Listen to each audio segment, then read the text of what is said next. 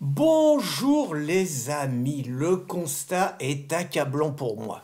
À côté d'Edoui Plenel, je suis un minable, un tocard, un tout petit, et je vais vous expliquer pourquoi. D'abord, Edoui, on est presque jumeaux tous les deux. Lui, il est de 52, moi je suis de 53. On aurait pu se voir à une époque dans les milieux gauchistes, mais moi je suis arrivé plus tard et tout.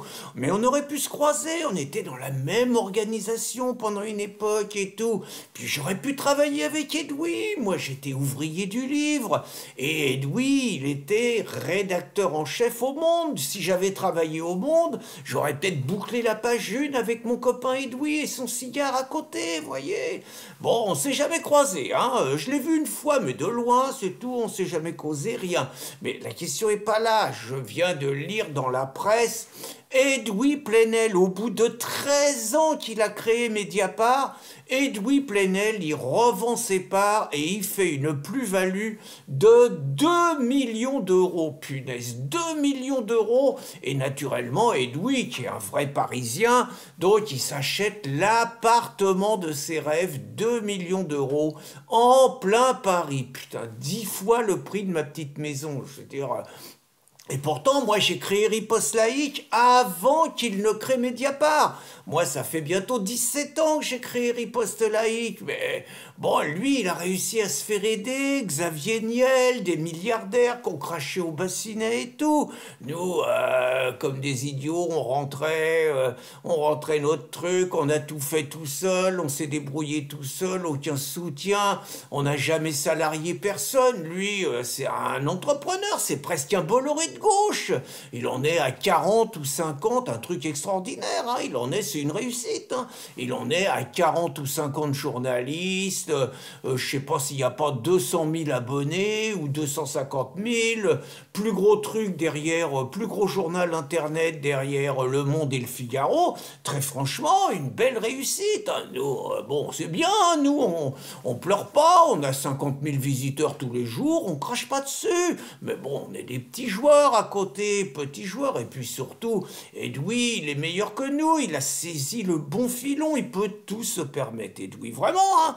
Tout, il passera toujours au travers les gouttes. Regardez, en 72, il y a le massacre des athlètes israéliens par les Palestiniens. Il félicite les Palestiniens en disant que c'est des résistants, un peu comme les Mélenchon aujourd'hui.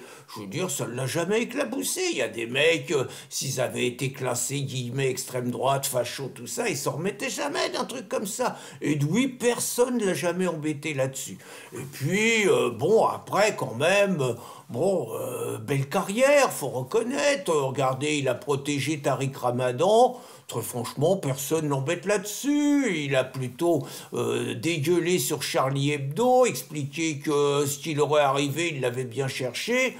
Pas de problème, mais Edoui, il a les bons filons. Edoui, il attaque l'extrême droite d'abord. Ça, c'est super. Là, ça aide à avoir des soutiens, des aides. Edoui, il est pour l'islam.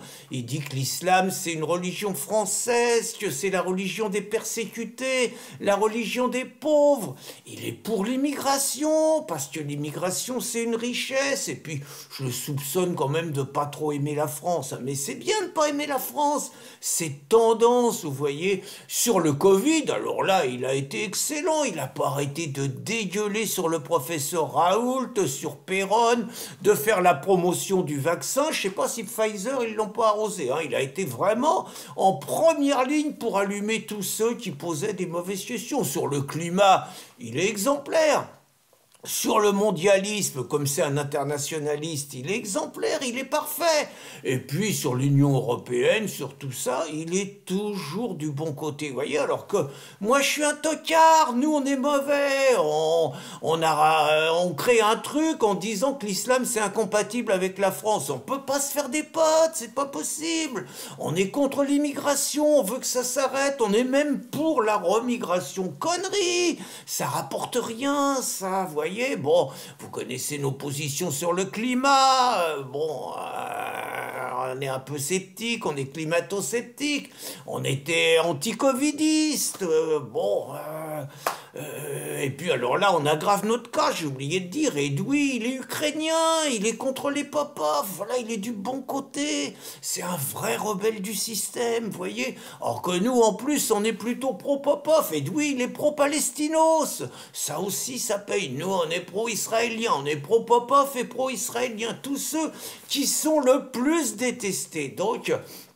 Eh ben, à l'arrivée, Edoui, Mediapart, ça continue à marcher, et finalement, nous, on va peut-être devoir arrêter Riposte Laïque. Ouais, je vous le dis, hein, c'est pas du cinoche, on s'interroge, Edoui, il prend jamais de procès. Nous, on a 12 procès en attente, le trésorier, il commence à s'arracher les cheveux, même s'il en a pas beaucoup, le président, il s'interroge en disant, ça va me retomber dessus, il a raison, donc je vous cache pas que pendant qu'Edoui, il fait 2 millions d'euros de plus-value, bah nous, on rame, on tire la langue, 12 procès qui nous attendent et une vraie question, on arrête ou on continue. Et moi, si je revends en riposte laïque, je vais toucher 0 centime de plus-value, vous voyez.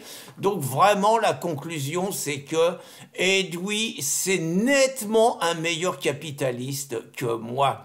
Bonne journée, les amis.